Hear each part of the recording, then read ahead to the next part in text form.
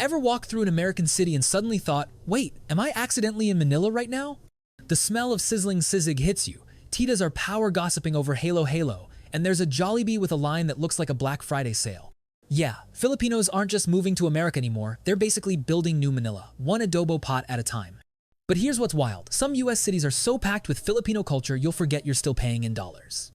We're talking entire neighborhoods where Tagalog is the default language, where you can't walk 2 blocks without hearing someone belt out "My Way" at a karaoke spot, and where lumpia isn't exotic, it's Tuesday. So which American city is basically drowning in Filipino culture? Trust me, number 1 will blow your mind. I'm talking a Filipino population so massive, it's practically a province of the Philippines that just happens to have better highways. New here? Welcome, kabayan. Hit that subscribe button and join the fam. Already rolling with us? Smash that like button because this deep dive into Filipino America is about to get real. Let's go. Alright, picture this. You're walking through Chicago, expecting deep dish pizza and maybe some jazz, right? Wrong. You turn a corner and bam, the unmistakable aroma of lechon kawali smacks you right in the face. There's a Jollibee packed to the brim, and you hear a tita arguing in rapid-fire Tagalog about whose pancit is better. Welcome to Filipino Chicago, baby! With over 110,000 Filipinos calling the Windy City home, this isn't just a community, it's a full-blown cultural invasion. And honestly, Chicago wouldn't be the same without them. Let's rewind to the late 60 seconds. US immigration laws changed, and suddenly, skilled Filipino medical professionals started flooding in. These weren't just random migrants hoping for a better life. These were highly educated nurses, doctors, and healthcare workers who saw America as the land of opportunity. They packed their bags, said goodbye to their families, and stepped into the unknown with nothing but determination and a dream.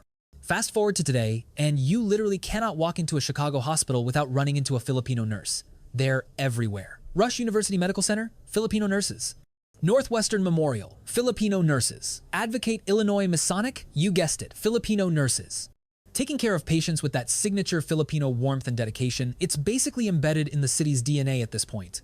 Ask any longtime Chicagoan about the healthcare system, and they'll tell you straight up, Filipinos are the backbone of Chicago's hospitals. But here's where it gets spicy. Chicago's Filipino scene isn't just about healthcare. Oh no, this is a cultural powerhouse.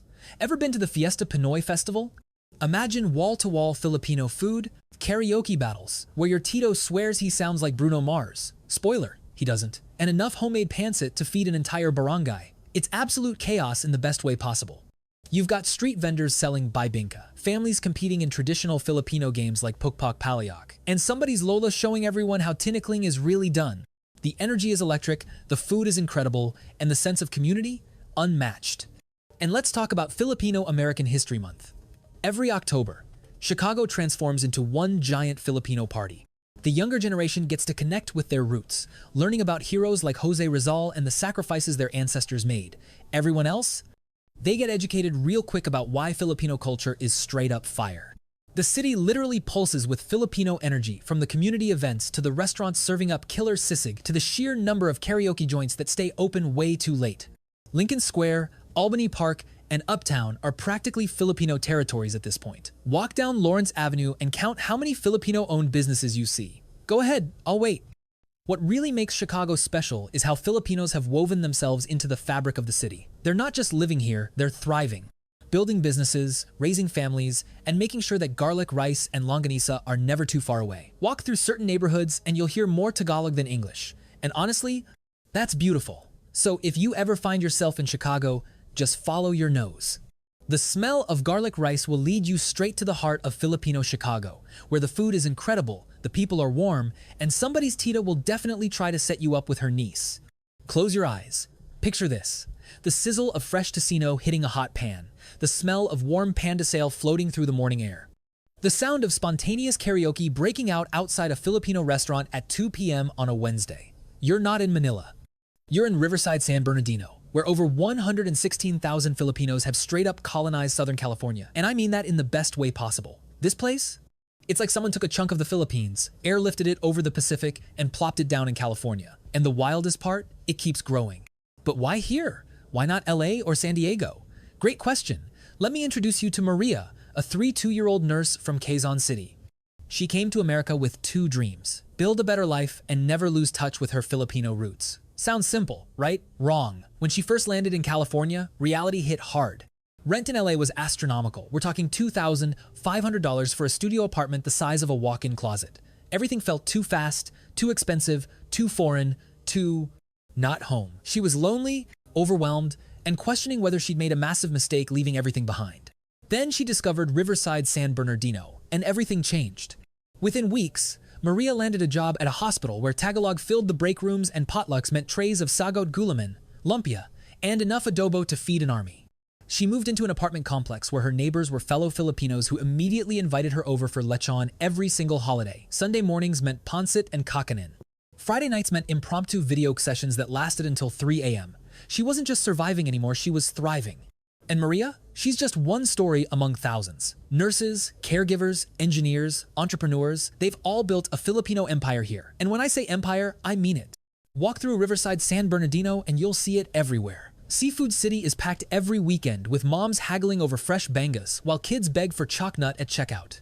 The parking lot alone looks like a Manila traffic jam. Tita-owned restaurants serve up sizzling sisig and halo like it's their life mission. Filipino festivals turn entire parks into mini Manila, complete with tinikling performances, OPM concerts blasting Eraserheads and Regine Velasquez, and the ultimate lechon showdown, where everyone argues about whose lechon is crispier. Oh, and the balikbayan boxes at every LBC shipping center? Piled high, filled with spam, sneakers, perfume, gadgets, and love letters to family back home. Because here's the thing about Riverside-San Bernardino. Being Filipino isn't just about where you came from, it's about where you are. It's about maintaining that connection while building something new. So what makes this place the ultimate Filipino hub? 3 words: affordable, dream, life. Filipinos can actually buy homes here without selling a kidney or winning the lottery. We're talking actual houses with yards where you can grow malunggay and calamansi. There are endless job opportunities, especially in healthcare, tech, and business. And most importantly, community. There's nothing better than walking down the street and hearing a random stranger say "Kumusta?" with that knowing smile. It's the perfect blend of the American dream and Filipino tradition, a place where you can build your future without abandoning your culture. And honestly, that's what makes it magical. Seattle, where the rain never stops, the coffee is strong enough to wake the dead, and the Filipino presence is absolutely unshakable. With nearly 126,000 Filipinos calling this city home, Seattle isn't just a place, it's a living, breathing extension of the Philippines. Walk through Beacon Hill and you'll hear Tagalog being spoken on every street corner. Step into a Filipino restaurant in White Center and the smell of adobo and caldereta will knock you off your feet. Visit a community gathering in South Seattle and you'll feel that signature Filipino warmth and hospitality that just hits different. But here's the crazy part. This didn't happen overnight. This took generations of grit, sacrifice, and an unwavering spirit to turn Seattle into one of the most thriving Filipino hubs in America. And trust me, that story is wild. Let's rewind to the 1,920 seconds. The first wave of Filipino immigrants arrived in Seattle with nothing but hope and determination. Many ended up working in Alaskan canneries, freezing, brutal conditions for pennies on the dollar. We're talking 16-hour shifts, fingers numb from the cold, all while being treated like second-class citizens. Others toiled away in Washington's agriculture fields, breaking their backs, picking berries and apples just to make ends meet. And despite the odds being stacked against them, despite the discrimination and the hardship, they built something incredible. They weren't just workers, they were pioneers. They formed tight-knit communities, opened businesses that catered to their own people, fought for their rights when nobody else would, and slowly but surely, they made Seattle their own. Fast forward to today, and Seattle's Filipino footprint is everywhere. From the nurses staffing the hospitals to the entrepreneurs launching restaurants and tech startups, Filipinos are literally shaping this city. Let me tell you a story, a real one. Lolo Ben came to Seattle in the 1,970 seconds with nothing but a suitcase and a dream. No connections, no safety net, just pure determination. He worked 3 jobs, simultaneously dishwasher by day, janitor by night, and weekend construction gigs when he could get them. He slept on a couch in a friend's cramped apartment and sent every extra dollar back home to the Philippines to support his family. For 10 years straight, he sacrificed everything. No vacations, no luxuries, just work and more work. And then, he built an empire. First, it was a tiny sari-sari store in Beacon Hill. Then, a small Filipino restaurant serving the best kare-kare this side of the Pacific. Then, a second restaurant. Fast forward to today, and his family owns 3 thriving businesses, employs dozens of people in the community, and his legacy lives on through his children and grandchildren who continue to carry the torch. Lolo Ben's story? It's not unique. It's the story of thousands of Filipinos in Seattle. Sacrifice, hustle, success, repeat. So why do Filipinos keep choosing Seattle? Job opportunities are endless. From healthcare to tech, Seattle offers one of the best job markets in America. It's a home away from home, with Filipino markets like Beacon Market, churches where Mass is held in Tagalog, and community centers that host everything from cultural festivals to free English classes. Strong support networks mean whether you need a job, a place to stay, or a warm meal, there's always someone ready to help. And let's be real, the food alone is enough to stay. If you've never had a steaming plate of sisig from Hood Famous or a bowl of pancit from Oriental Mart, you're missing out on Seattle's best-kept secret. This city pulses with Filipino pride, and it's only getting stronger.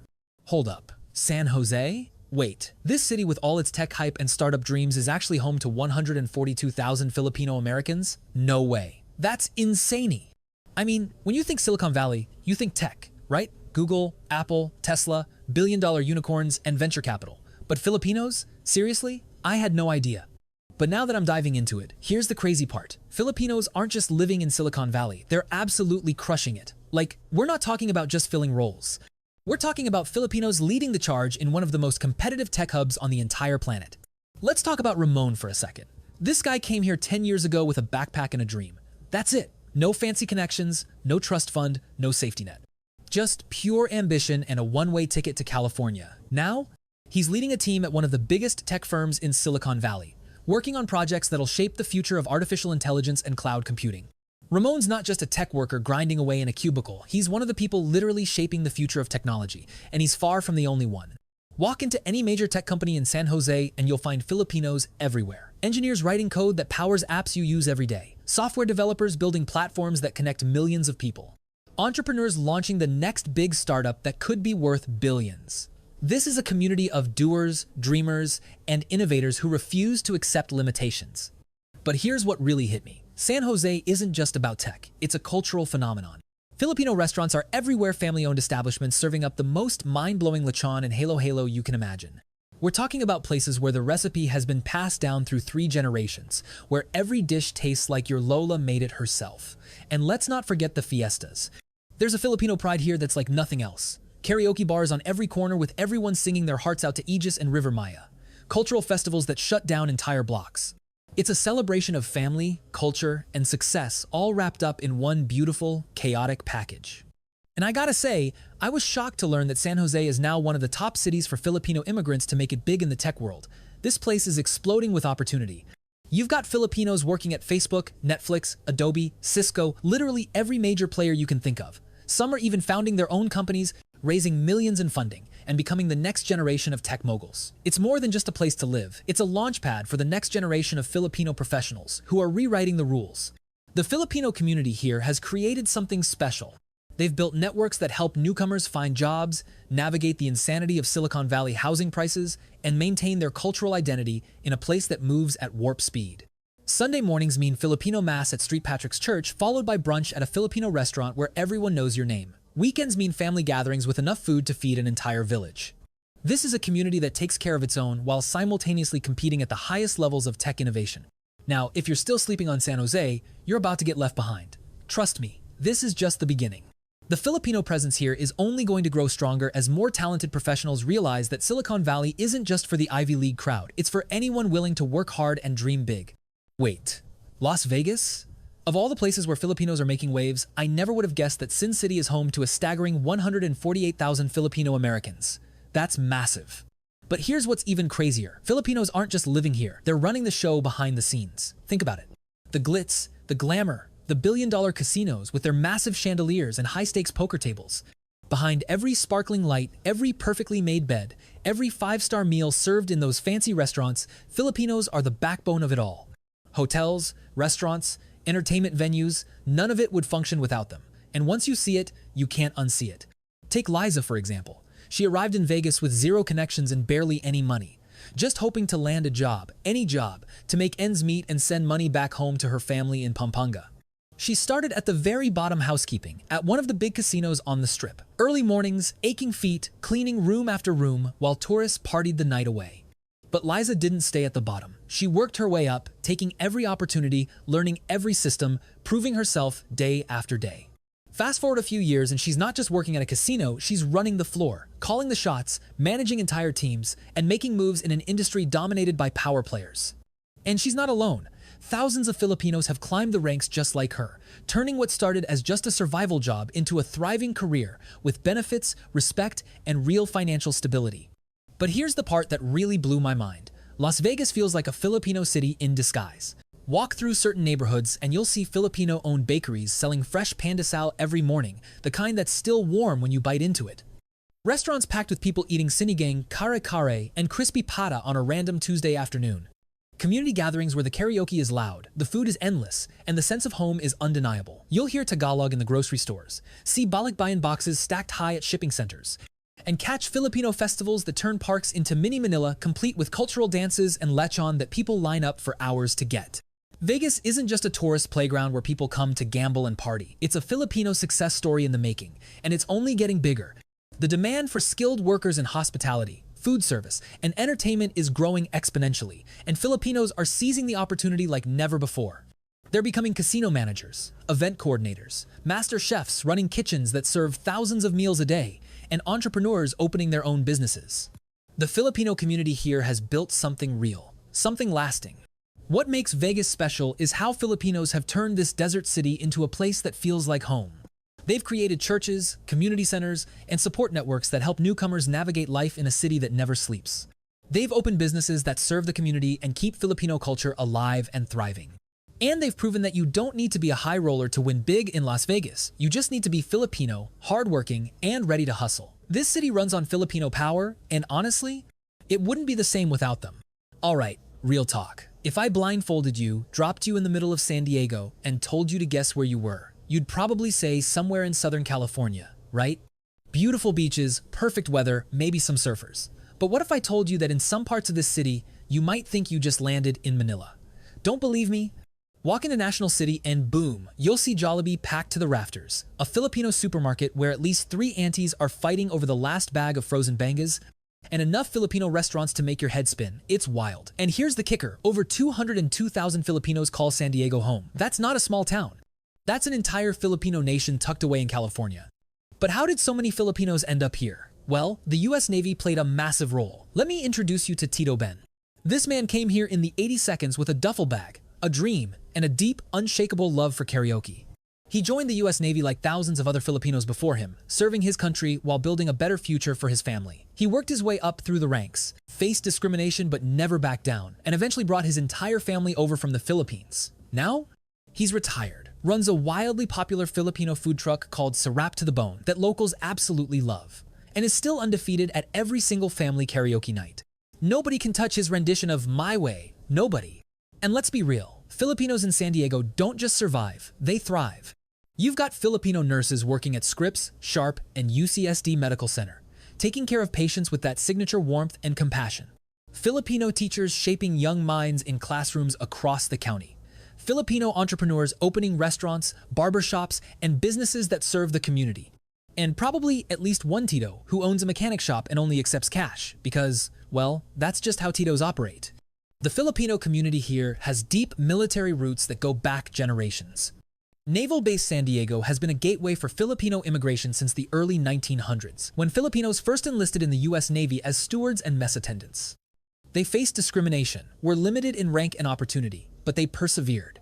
They served with honor and distinction, and when their service ended, many chose to stay in San Diego, planting roots and building communities that would last for generations. Today, their legacy lives on through their children and grandchildren who continue to shape this city. National City is basically Little Manila at this point. You've got Filipino markets like Seafood City, where you can find everything from bagoong to ube ice cream. Churches that hold Tagalog Mass every Sunday, packed with families dressed in their best clothes. Community centers hosting cultural events that keep traditions alive. And the food? Forget about it.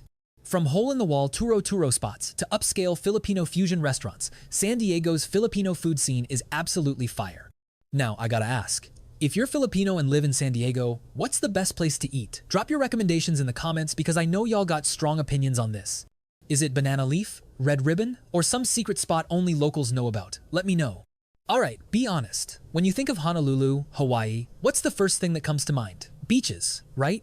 Crystal clear water, hula dancers swaying to ukulele music, maybe a pineapple wearing sunglasses like it's on vacation.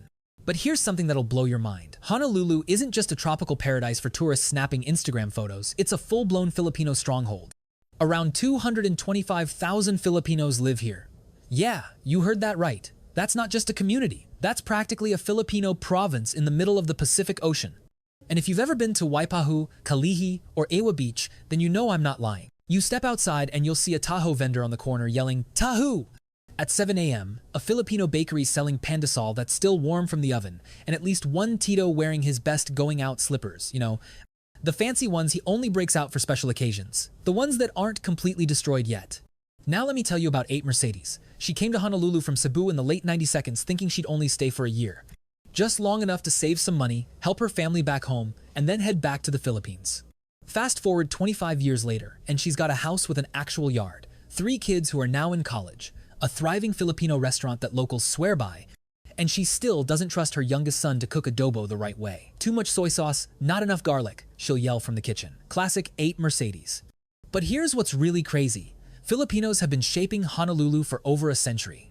They first came as plantation workers back in the early 1900s, recruited to work the sugar and pineapple fields that made Hawaii's agricultural industry boom. These weren't easy jobs. We're talking backbreaking labor under the scorching Hawaiian sun, long hours for low pay, all while being treated like they were disposable. But Filipinos didn't just survive, they built entire communities, established traditions, and became an integral part of Hawaiian culture. Fast forward to today, and Filipinos are everywhere. From healthcare to hospitality, from business to government, Filipinos help build this city, and their culture is woven into everything. Even Hawaiian Pidgin has Tagalog words in it now. You'll hear locals say bobo for stupid or buck for rotten. The influence is undeniable. Walk through Kalihi and you'll find Filipino restaurants on every block serving up lechon kawali, sinigang, and the best lumpia Shanghai you've ever tasted. Hit up the Filipino Community Center and you'll see cultural events happening every weekend, folk dance performances, beauty pageants, and festivals celebrating Filipino heritage. And let's settle a debate right now. Who has better barbecue, Hawaii or the Philippines? Drop your answer in the comments and please don't start a family war over it. I know this topic gets heated. The Filipino presence in Honolulu isn't just about numbers, it's about legacy. It's about generations of families who chose to make Hawaii home, who worked hard to create opportunities for their children, and who never forgot where they came from. That's what makes this community so special. Let's get something straight. New York City is chaos. It's fast, it's loud, it's crowded, and it smells like pizza, ambition, and mystery street water all at the same time. The subway is a nightmare. Rent is basically highway robbery, and everybody's always in a rush to get somewhere 5 minutes ago. But guess what? Filipinos thrive here. 237,000 Filipinos call NYC home. That's more people than some entire islands in the Philippines. And honestly, you can find Filipinos everywhere in this concrete jungle. In hospitals saving lives, Wall Street offices crunching numbers, Broadway theaters performing their hearts out. And let's be real, in every bodega asking if they sell rice, because what's the point of living without rice? Now, let me tell you about Kuya Jaime. He moved to NYC from Quezon City with $200 in his pocket, a beat-up suitcase held together with duct tape, and a dream to make it big in the city that never sleeps. At first, culture shock hit him like a freight train. Everything was too fast, too expensive, too overwhelming. He almost got tackled by a taxi on day 1 because he forgot that New Yorkers don't play around when it comes to crossing the street. He lived in a cramped apartment with 5 other Filipinos in Queens, sleeping on a mattress on the floor, wondering if he'd made the biggest mistake of his life. But now, Kuya Jaime is living his best life. He's a registered nurse by day, working at one of Manhattan's top hospitals. By night, he transforms into DJ Jaime, spinning tracks at Filipino events and club nights across the city. And somehow, he still finds time to hit up jeepney in the East Village or Maharlika for some late-night sisig when the cravings hit at 2 a.m. That's the Filipino hustle right there. Multiple jobs, multiple dreams, 0 excuses. And let's talk about Filipino food in NYC because it's on another level. You can get crispy lechon in Queens that'll make you cry tears of joy. Halo in the East Village, that's Instagram perfect but tastes even better than it looks. And if you're really lucky, you might just find an underground balut dealer in Brooklyn operating out of someone's apartment. Yeah, balut in Brooklyn. That's how deep the Filipino presence runs in this city. Purple Yam in Ditmas Park, legendary. Tito Rad's Grill in Queens, an absolute institution. Mama Fina's House of Filipino Sisig? Don't even get me started on how good it is. But the wildest thing? There's even a Filipino parade in Manhattan. That's right. Every year, Filipinos shut down Madison Avenue to rep their culture like it's a Manny Pacquiao fight night. Thousands of people line the streets, waving Philippine flags. Cultural dancers perform tinikling in the middle of one of the most expensive neighborhoods in the world, and the energy is absolutely electric. It's a massive celebration of Filipino pride in the heart of the city that never sleeps. So here's my question for you. What's the best Filipino restaurant in NYC? Drop your favorites in the comments because I know y'all have strong opinions about this. Is it Jeepney, Tito Rad's, or some secret spot in Queens that only real ones know about? Why does San Francisco feel eso Filipino? Seriously, think about it. You walk through Daly City and what do you hear? A group of Titos arguing loudly about who makes the best lumpia, and trust me, it's getting heated. You step into a bakery and boom, fresh pan de sale right out of the oven, still warm and perfect.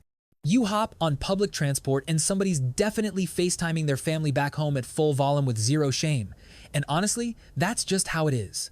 But here's the kicker. Over 313,000 Filipinos live in the Bay Area. That's not just a community, that's a full-blown Filipino takeover. And they're not just chilling. They've been here for generations, shaping the city's culture, food, history, and literally everything in between. So why here? Why San Francisco? Back in the early 1900s, Filipinos started arriving in SF looking for work, mostly in agriculture and service industries. They worked the fields, picked crops, did whatever it took to survive and send money back home. But the real explosion came after World War II, when US military veterans from the Philippines moved in.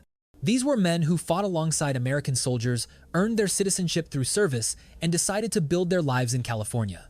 They brought their families, established communities, opened businesses, and let's be honest, they probably created the first lechon supply chain in California. Somebody had to do it. 2 words, Daly City. If you've never been, just imagine a place where Jollibee is on speed dial. Karaoke is a competitive sport with championship-level stakes. And punta na means you still have at least 30 minutes to get ready, because Filipino time is real. Daly City is essentially Little Manila. You've got Filipino grocery stores like Seafood City, where you can find everything from bagoong to frozen milkfish. Filipino restaurants serving up kare-kare, sinigang, and crispy pata that'll change your life. And enough Filipino-owned businesses to make your head spin: insurance agencies, travel agencies, beauty salons, remittance centers, you name it. And it's not just Daly City. South of Market, also known as Soma, has deep Filipino roots and historic spots like Bindlestiff Studio that keep Filipino arts and culture alive through theater productions, spoken word events, and community gatherings. The Filipino Cultural District in Soma is officially recognized by the city, a testament to how integral Filipinos are to San Francisco's identity. You've got murals celebrating Filipino heroes like Jose Rizal painted on buildings, community centers hosting cultural events every weekend, and enough Filipinos in tech startups to rival Silicon Valley. Oh, and did I mention the Adobo Festival? Yeah, that's a thing. An entire festival dedicated to adobo where chefs compete to make the best version, food trucks serve up every variation imaginable, and people argue passionately about whether it should have soy sauce or not. It's beautiful chaos. So here's the question. If you could only eat one Filipino dish for the rest of your life, what would it be? And no, you can't say rice, that's cheating. Rice is a given. Drop your answer in the comments because I genuinely want to know. Is it adobo, sinigang, lechon, pancit? Let me know. This is it. If there's one city in the entire United States where you're absolutely guaranteed to run into Filipinos at every single corner, it's Los Angeles. Nearly 570,000 Filipinos live here. Let that sink in for a second. That's more than 500,000 people. At this point, LA isn't just a city with Filipinos. It's basically Metro Manila with better freeways. Well, sometimes. Okay, the traffic is still terrible, but at least you've got In-N-Out Burger to make up for it. So why Los Angeles? Simple. Opportunity, community, and Jollibee. The Holy Trinity. Filipinos have been making their mark in LA for decades. From the early waves of nurses and teachers who came in the 60 seconds and 70 seconds, to the entrepreneurs, entertainers, and influencers taking over today, LA offers everything. Jobs in every industry imaginable, sunshine year-round, and enough Filipino restaurants to make you completely forget you're 7,000 miles away from home. You can literally eat Filipino food 3 meals a day for a month straight and never hit the same restaurant twice. That's not an exaggeration, that's LA. But where do you actually find Filipinos in LA? First stop, historic Filipino town, also known as Hi-Fi. This is the heart of Filipino culture in Los Angeles. It's filled with markets selling everything from dried fish to ube pastries, community centers, hosting cultural events, and enough turon to fuel an entire basketball tournament. Walk down Temple Street, and you'll see Filipino-owned businesses everywhere. Restaurants, bakeries, auto shops, real estate offices, you name it. The neighborhood literally pulses with Filipino energy 24/7. Then there's Eagle Rock, Carson, and West Covina, all absolutely packed with Filipino families, businesses, and some of the best lechon kawali outside the Philippines. Carson especially is like a Filipino suburb. You've got families barbecuing in their driveways on weekends, kids playing basketball while their parents blast OPM from speakers, and enough karaoke happening on any given Saturday night to cause a noise complaint. But nobody complains because everybody's Filipino and everybody gets it. And let's not forget the entertainment industry. From singers to actors to YouTube stars, Filipinos are absolutely running the LA scene. You've got Filipino Americans winning Grammys, starring in major Hollywood productions, and building massive online followings. Bruno Mars, Filipino, H-E-R, half Filipino. Olivia Rodrigo, Filipino. Vanessa Hudgens, Filipino. Batista, Filipino. The representation is real, and it's only getting bigger. LA is where Filipino talent comes to shine, and the city has embraced it wholeheartedly. The food scene alone is reason enough to move to LA. Sizzling Pig on Beverly Boulevard serves up lechon that people drive hours for. Max's Restaurant is a Filipino institution with multiple locations across the city. Sarsa Kitchen offers modern Filipino cuisine that'll blow your mind. And then you've got the hidden gems, the hole-in-the-wall, turo-turo spots in strip malls where the food tastes exactly like your Lola made it, the home-based businesses selling bibingka and puto on weekends, the food trucks slinging lumpia at 2 a.m. outside clubs. So if you've been to LA, what's the best Filipino spot to eat at? Is it Sarsa? Max's? Or do you have a secret hole-in-the-wall joint that only real ones know about? Drop your answer in the comments right now.